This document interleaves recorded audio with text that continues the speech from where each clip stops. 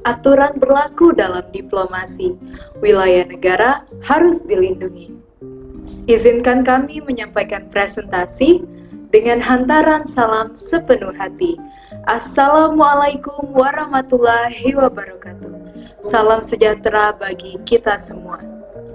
Pada kesempatan kali ini, kami dari kelompok 2 dengan saya Siti Fatia Hasanah selaku moderator dan rekan-rekan saya. Perkenalkan, saya Lady Ramadhani. Perkenalkan, nama saya Cilnada Abdulfi. Perkenalkan, nama saya Alia Ramadhani Hariman. Perkenalkan, nama saya Seren Devilia Rasya. Perkenalkan, saya Tiara Putri Andini. Perkenalkan, nama saya Nabila Mersita. Saya Anggin Putri Dinanti. Perkenalkan, nama saya Monisa Hirani.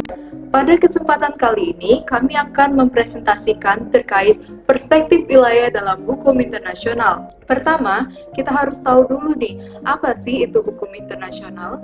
Menurut Prof. Dr. Mohtar Kusumaatmadja, hukum internasional adalah keseluruhan kaidah dan asas yang mengatur hubungan atau persoalan yang melintasi batas negara antara negara dengan negara, negara dengan subjek hukum selain negara, atau subjek hukum bukan negara dengan subjek hukum bukan negara lainnya yang tidak bersifat perdata.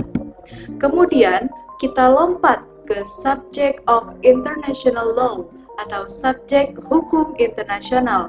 Yang pertama ada negara, Tahta Suci, Vatikan, yang ketiga Palang Merah Internasional, yang keempat organisasi internasional, yang kelima individu, dan yang keenam adalah pemberontakan dan pihak bersengketa. Dan pada kali ini, kelompok kami kebagian untuk menjelaskan tentang wilayah. Nah, wilayah itu kan adalah bagian dari negara nih. Nah, jadi sebenarnya apa sih negara itu? Menurut Miriam Budiarjo, negara merupakan organisasi yang berada di dalam suatu wilayah dan dapat memaksakan kekuasaan yang sah terhadap semua golongan kekuasaan yang ada di dalamnya dan dapat menempatkan tujuan kehidupan tersebut. Adapun unsur pembentuk negara itu dibagi dua, yaitu unsur konstitutif atau mutlak dan unsur deklaratif atau pelengkap. Dan unsur konstitutif yang mutlak adalah wilayah, rakyat, dan pemerintah yang berdaulat. Dan kemudian unsur deklaratif atau pelengkap adalah pengakuan dari negara lain. Nah, untuk wilayah itu akan dibahas oleh rekan saya. Wilayah dalam hukum internasional merujuk pada ruang geografi yang diakui dan berada di bawah kedaulatan suatu negara. Keterikatannya dengan hukum internasional dapat dilihat dari aturan-aturan yang mengatur bagaimana negara memperoleh, menguasai, dan mempertahankan wilayahnya, baik melalui perjanjian, penetapan batas, maupun penyelesaian sengketa antar negara. Adapun fungsi wilayah dalam hukum internasional yaitu yang pertama, dasar kedaulatan dan yurisdiksi negara. Yang kedua, ada penentu batas interaksi antar negara. Yang ketiga, ada mengatur pemanfaatan sumber daya alam. Dan yang keempat, landasan penyelesaian sengketa pembatasan. Kriteria wilayah dalam hukum internasional terbagi menjadi 3. Yang pertama, wilayah darat atau land territory. Yang kedua, wilayah perairan atau maritime territory. Dan yang ketiga, ada wilayah udara atau airspace. Wilayah daratan adalah permukaan bumi yang berada dalam batas-batas suatu negara dan menjadi bagian dari kedaulatan, yang mencakup permukaan bumi itu sendiri, dasar laut, dan tanah di bawahnya, serta ruang udara di atasnya. Tanpa adanya wilayah, suatu entitas tidak dapat dikategorikan sebagai negara menurut hukum internasional. Hal ini ditegaskan dalam Konvensi Montevideo tahun 1933 yang menyatakan bahwa salah satu syarat berdirinya negara adalah teritori atau wilayah tertentu.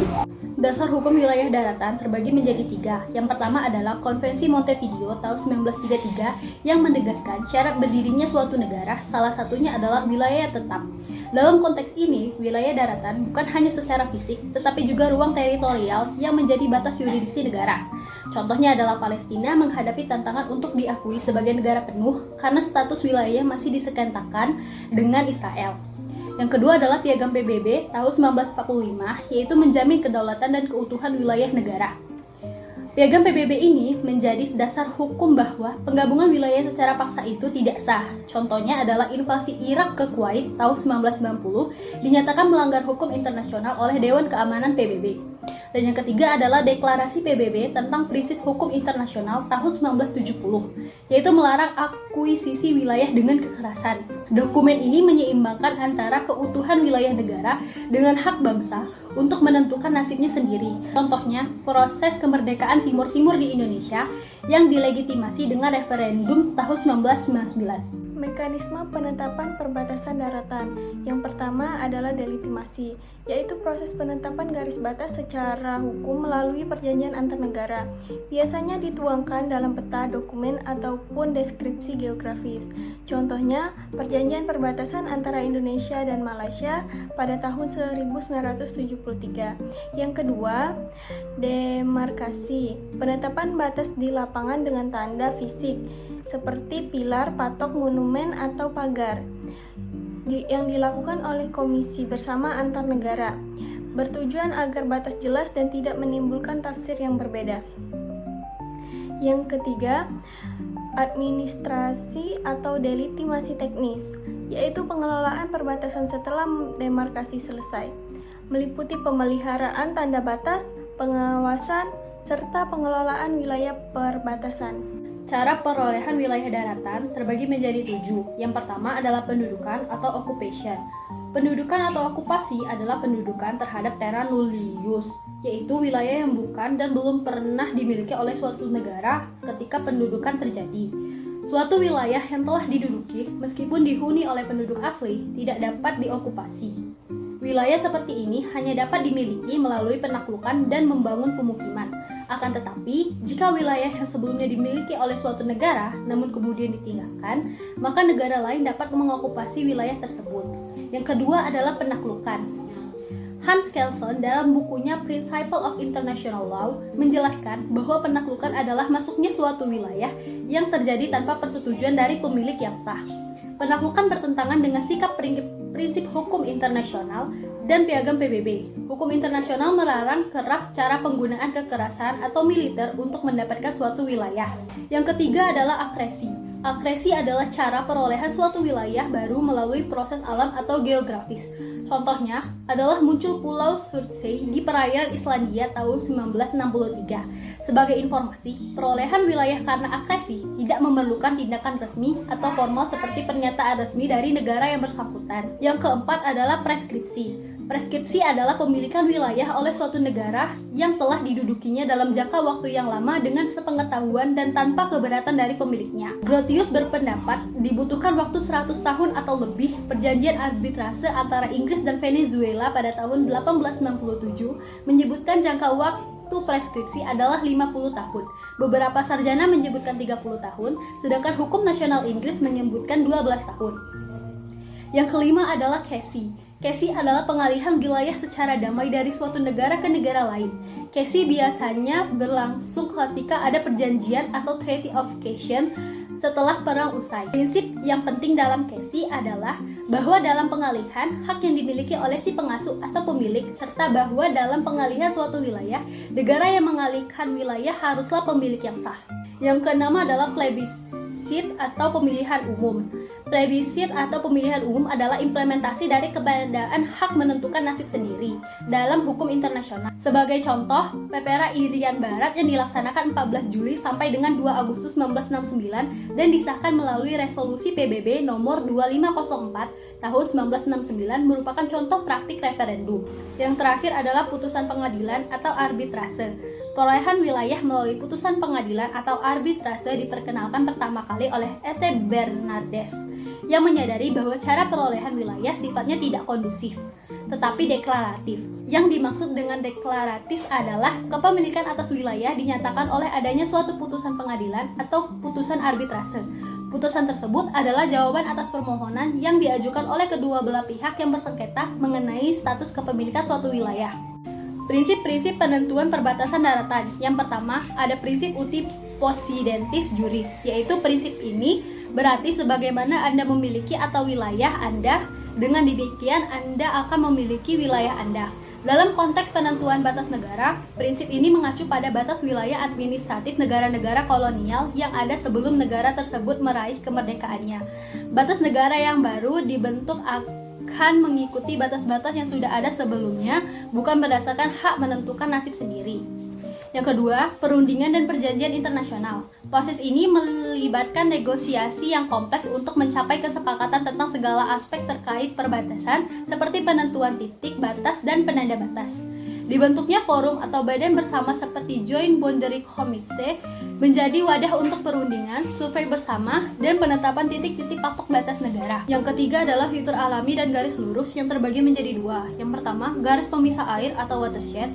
Untuk wilayah perbukitan atau pegunungan, garis batas dapat ditentukan berdasarkan garis pemisah air yang merupakan garis hayal yang mengikuti punggung gunung atau perbukitan dan tidak memotong sungai. Yang kedua adalah garis lurus atau straight line boundary. Garis batas juga dapat berupa garis lurus yang ditarik dari titik patok batas wilayah yang telah disepakati. Dan yang terakhir adalah penentuan titik koordinat. Titik-titik koordinat sering digunakan untuk menandai garis batas terutama di sungai, watershed, atau area lainnya yang kompleks. Mekanisme penetapan pada jalur hukum dan diplomasi. Yang pertama, perjanjian internasional melalui negosiasi bilateral atau multilateral, prinsip hukum yaitu Pacta Sunt Servanda yang berarti perjanjian harus ditaati. Yang kedua, arbitrase atau Mahkamah Internasional ICJ. Apabila negosiasi gagal, sengketa bisa diserahkan ke badan internasional. Keputusan ICJ bersifat final dan mengikat. Contohnya kasus perbatasan daerah Kamerun Nigeria atau Pulau Bakassi oleh ICJ. Yang ketiga, prinsip uti possidetis juris, yaitu menetapkan batas negara baru mengikuti batas administratif kolonial sebelumnya. Sering dipakai di Afrika, di Amerika Latin, dan Asia setelah kemerdekaan. Yang keempat, efektivitas, yaitu batas diakui berdasarkan administrasi yang efektif atas wilayah tertentu. Tantangan dalam penentuan perbatasan daerah. Yang pertama, ketidakjelasan atau sengketa klaim batas wilayah. Yang kedua, ketidaksesuaian sistem hukum dan tata pemerintahan. Yang ketiga, perbedaan persepsi antar pemerintah. Yang keempat, tantangan logistik dan teknis dalam survei dan penetapan batas. Yang kelima, lemahnya pengawasan dan potensi konflik. Yang keenam, akses yang buruk dan ketimpangan yang menyebabkan masyarakat cenderung berorientasi ke negara tetangga. Contoh kasusnya adalah konflik Pulau Sipadan dan Pulau Ligitan. Konflik Pulau Sipadan dan Pulau Ligitan adalah sengketa antara Indonesia dan Malaysia yang disebabkan oleh klaim kepemilikan atas dua pulau kecil yang berada di Laut Sulawesi, yaitu Pulau Sipadan dan Pulau Ligitan. Kedua negara merasa berhak atas wilayah itu karena tidak ada kejelasan dalam perjanjian kolonial lama. Pada tahun 1997, sengketa ini dibawa ke Mahkamah Internasional atau ICJ, dan pada 17 Desember 2002, pengadilan memutuskan bahwa Sipadan dan Ligitan menjadi milik Malaysia karena bukti pengelolaan yang lebih kuat. Indonesia menerima keputusan ini dan konflik berakhir secara damai. Di sini, saya ingin menjelaskan mengenai wilayah kepulauan atau laut. Wilayah laut suatu negara adalah bagian dari permukaan laut yang berada di bawah kedaulatan atau hak berdaulat suatu negara pantai. Batasan dan status dari hukum wilayah laut ini itu bersifat secara internasional yang diatur dalam Konvensi PBB tentang hukum laut atau yang biasa disebut dengan UNCLOS 1982. Sejarah UNCLOS 1982. United Nations Convention on the Law of the Sea atau yang biasa disingkat dengan UNCLOS 1982 adalah konstitusi lautan global yang mengatur hak dan kewajiban negara-negara terkait penggunaan laut dan juga sumber daya laut. Latar belakangnya yang pertama itu pada abad ke-20 tidak ada hukum internasional yang seragam. Sengketa wilayah maritim sering terjadi. Selanjutnya ada UNCLOS ke-1 dan ke-2 pada tahun 1958 sampai 1960, yaitu gagal mencapai kesepakatan menyeluruh terutama mengenai lebar laut teritorial dan penangkapan ikan. Selanjutnya prosesnya yang pertama ada pada UNCLOS ketiga tahun 1973 sampai 1982, yaitu negosiasi maraton sampai dengan 9 tahun untuk mencapai kesepakatan perjanjian komprehensif. Yang kedua ada tujuan utamanya untuk mengatur semua aspek penggunaan laut dan juga sumber daya. Selanjutnya ada pemain kunci. Delegasi hampir 160 negara berpartisipasi, termasuk negara yang tidak mempunyai pantai. Prinsip-prinsip penentuan batas wilayah menurut UNCLOS 1982. Yang pertama ada prinsip garis pangkal, yaitu garis awal yang digunakan untuk menentukan lebar zona maritim suatu negara. Pada prinsip ini itu terdapat 3 jenis. Yang pertama ada prinsip garis pangkal normal, yaitu mengikuti garis air surut di sepanjang pantai. Lalu yang kedua ada garis lurus, garis yang menghubungkan titik-titik terluar pantai, pulau, ataupun kerang kering. Yang ketiga ada garis pangkal kepulauan, yaitu yang digunakan negara kepulauan untuk menentukan lebar laut teritorial. Selanjutnya ada prinsip jarak. Yang pertama terdiri dari perairan pedalaman. Perairan pedalaman yaitu berada di sisi darat dari garis pangkal suatu negara. Perairan ini meliputi sungai, teluk, dan juga perairan lain yang ada di dalam wilayah daratan. Lalu selanjutnya ada perairan kepulauan, yaitu konsep hukum baru yang diakui UNCLOS 1982 untuk negara-negara kepulauan seperti Indonesia. Perairan kepulauan ini adalah seluruh perairan yang diapit oleh pulau-pulau suatu negara kepulauan yang ditarik dari garis pangkal kepulauan. Selanjutnya ada laut teritorial, yaitu terletak di sisi luar garis pangkal yang tidak melebihi 12 mil. Laut diukur dari garis pangkal. Negara memiliki kedaulatan penuh atas perairan ini yang meliputi ruang udara di atas laut teritorial serta dasar laut dan tanah di bawahnya. Selanjutnya ada zona tambahan. Zona ini membentang sejauh 12 mil dari batas laut teritorial, sehingga totalnya 24 mil dari garis pangkal. Wilayah ini memberikan negara pantai hak untuk menegakkan hukumnya terkait bea cukai, fiskal, imigrasi, lalu sanitas, dan yang dilanggar di wilayahnya. Selanjutnya zona ekonomi eksklusif, yaitu berjarak hingga 200 mil laut dari garis pangkal. Ya, negara ini tuh memiliki hak berdaulat eksklusif untuk mengeksplorasi, mengelola, dan juga memanfaatkan sumber daya alam di perairan, dasar laut, dan yang di bawahnya. Selanjutnya ada landas kontinen. Perpanjangan daratan itu di bawah permukaan laut. Zona ini dapat membentang hingga 200 mil laut dari garis pangkal dan dapat diperpanjang hingga 350 mil laut jika memenuhi kriteria geologis tertentu. Selanjutnya ada laut lepas, yaitu perairan di luar zona yurisdiksi nasional yang eksploitasinya diatur oleh badan internasional. Laut lepas merupakan res komunis atau laut bebas bagi semua negara, yaitu kebebasan berlayar, memasang kabel dan pipa bawah laut, dan juga menangkap ikan. Selanjutnya adalah kawasan, yaitu dasar laut dan tanah di bawah laut lepas. Sumber daya mineral di kawasan ini itu dianggap sebagai warisan bersama umat manusia dan dikelola oleh otoritas dasar laut internasional.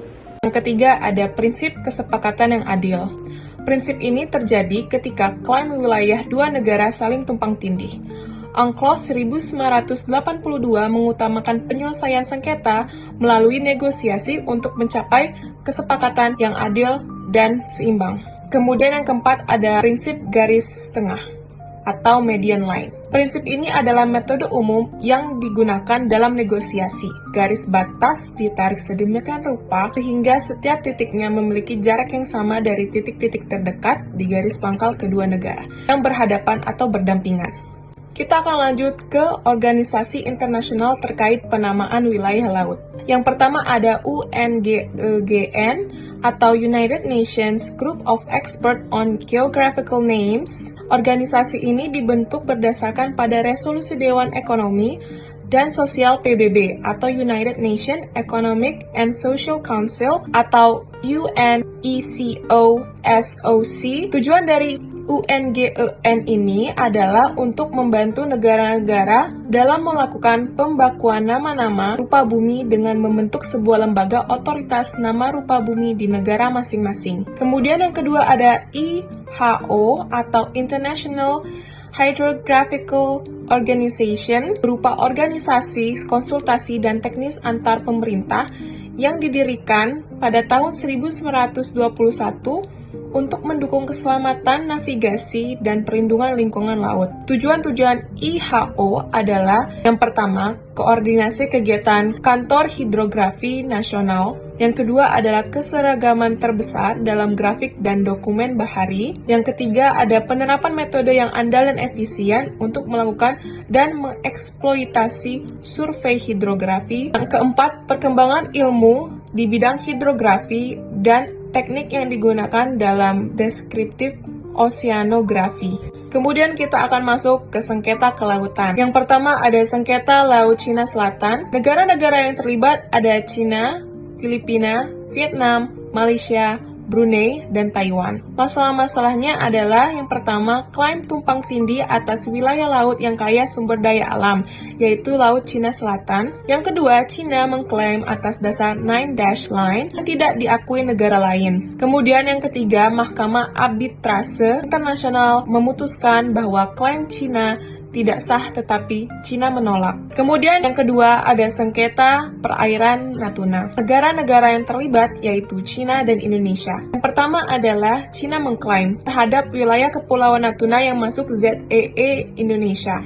Kemudian yang kedua, Indonesia menolak klaim Cina yang berdasarkan Nine Dash Line. Lanjut, kita akan membahas tantangan di dalam wilayah perairan. Yang pertama ada pencemaran laut, yang kedua ada konflik wilayah dan timpang tindih klaim, yang ketiga ada keamanan maritim dan pelanggaran batas ZEE, kemudian yang keempat ada illegal fishing. Saya akan menjelaskan tentang udara. Wilayah udara adalah suatu ruang di atmosfer, di atas daratan dan perairan suatu negara di mana negara tersebut memiliki kedaulatan yang penuh dan eksklusif. Konvensi internasional menyatakan bahwa setiap negara memiliki kedaulatan penuh atas ruang udara di atas wilayah teritorialnya yang mencakup daratan, perairan pedalaman, dan laut teritorialnya. Dasar hukum wilayah udara, Konvensi Warsa 1929, perjanjian internasional yang ditandatangani di Warsawa untuk menyelaraskan hukum pengangkutan udara internasional, mengatur tanggung jawab maskapai penerbangan atas kematian, cedera, atau kerusakan pada penumpang, bagasi, dan kargo dalam penerbangan internasional. Konvensi Paris 1919 menegaskan kedaulatan penuh negara atas ruang udaranya, memberikan hak lintas damai dan pendaftaran pesawat menjadi landasan hukum penerbangan global, dilanjutkan oleh ICAO. Konvensi Chicago 1944 menegaskan kedaulatan penuh dan eksklusif negaranya atas ruang udara teritorialnya. Konvensi Montreal 1999, perjanjian internasional yang mengatur tanggung jawab maskapai penerbangan dalam penerbangan internasional, termasuk kasus kematian, cedera, keterlambatan, kerusakan, atau kehilangan bagasi dan kargo. Perjanjian ini berfungsi sebagai penerus Konvensi Warsawa 1929, memodernisasi dan memperbarui aturan tentang kompensasi bagi korban kecelakaan udara dan memberikan kepastian hukum bagi konsumen. Prinsip penentuan batas udara. Batas horizontal. Batas udara horizontal Indonesia mencakup seluruh wilayah daratan dan laut teritorialnya, sehingga batasnya sama dengan total luas wilayah negara. Batas vertikal wilayah udara Indonesia ditentukan oleh hukum internasional, yaitu Konvensi Chicago 1944 yang menetapkan batas sekitar 110 hingga 130 km, pengecualian laut bebas dan zona ekonomi eksklusif. Cara memperoleh wilayah udara. Enetitab dan menegaskan kedaulatan yurisdiksi atas ruang udara di atas wilayah daratan dan perairan teritorialnya. Penetapan status wilayah udara. Yang pertama adalah penetapan status wilayah udara yang diatur dalam PP nomor 4 tahun 2018 tentang penetapan status wilayah udara dan kawasan udara sebagai bagian dari pengamanan kedaulatan. Yang kedua ada penentuan batas vertikal dan horizontal. Batas vertikal sampai ketinggian tertentu untuk memantau dan tangkal ancaman, sedangkan horizontal mengikuti batas daratan dan perairan negara. Yang ketiga ada pengawasan. Pelaksanaan pengaturan penetapan batas wilayah udara diawasi oleh Otoritas Penerbangan Negara, Kementerian Perhubungan memastikan kedaulatan udara terjaga. Yang keempat ada pengaturan lalu lintas penerbangan. Penetapannya juga diikuti dengan pengaturan mengenai bentuk pelanggaran wilayah kedaulatan dan tindakan terhadap pesawat asing. Dan yang terakhir ada perizinan diplomatik dan keamanan. Pesawat udara asing yang terbang dari atau melewati wilayah udara nasional harus memiliki izin diplomatik dan izin keamanan. Lalu selanjutnya ada pelanggaran keamanan batas wilayah udara. Yang pertama adalah drone. Drone berukuran kecil dan kemampuannya yang canggih menjadi alat untuk memantau satu wilayah negara asing. Yang kedua, satelit dan luar angkasa. Satelit yang beroperasi di luar angkasa yang sulit dijangkau dapat melintasi wilayah udara suatu negara dan memata-matai wilayah lain. Dan yang terakhir ada terorisme udara. Teroris dapat menggunakan pesawat terbang atau drone untuk serangan udara. Lalu ada wilayah udara terlarang setiap negara. Kategorinya adalah Prohibited Restricted, Area 51 Nevada USA, Disney World Florida DC USA, dan Mekah Saudi Arabia. Example location-nya ada Machu Picchu Peru, The White House Washington DC USA, Tong Pulpit dan Saudi Arabia. Lalu reason-nya ada cultural preservation, public safety, VIP protection, dan religious significance. Dan juga ada beberapa notes, yaitu yang pertama strictly no fly zone, yang kedua drone and low altitude flight restriction, yang ketiga temporarily flight restrictions often implemented, lalu yang keempat specific altitudes and times may affected, lalu yang terakhir adalah only authorized aircraft allowed. Alternatif penyelesaian sengketa wilayah dalam hukum internasional. Yang pertama, arbitrase internasional. Sengketa yang diselesaikan oleh Majelis Arbitrase dibentuk ad hoc berdasarkan kesepakatan para pihak. Yang kedua, ada pengadilan internasional melalui International Court of Justice (ICJ) atau tribunal khusus, contohnya ITLOS untuk hukum laut. Yang ketiga, organisasi internasional. Sengketa dapat dibawa ke forum internasional. Contohnya Dewan Keamanan PBB jika berpotensi mengancam perdamaian. Di sini saya akan menarik kesimpulan dari materi yang telah dijelaskan oleh teman-teman saya sebelumnya. Jadi, wilayah itu bukanlah sekedar area geografis, melainkan sebuah pilar fundamental yang menopang eksistensi sebuah negara dalam hukum internasional. Konsep ini menjadi krusial karena merupakan unsur mutlak bagi suatu entitas untuk diakui sebuah negara, yang sekaligus juga menjadi dasar sebuah negara untuk menjalankan kedaulatan eksklusifnya atas daratan, perairan, dan ruang udaranya. Nah, hukum internasional ini berperan penting dalam memberikan kerangka kerja untuk mendefinisikan dan melindungi wilayah ini, mengatur bagaimana batas-batas itu ditentukan secara damai, dan juga menjamin integritas wilayah dari ancaman luar, sehingga menjaga stabilitas dan ketertiban di panggung global. Demikianlah presentasi yang kami sampaikan. Semoga ilmu yang diberikan bermanfaat. Kami akhiri. Wassalamualaikum warahmatullahi wabarakatuh.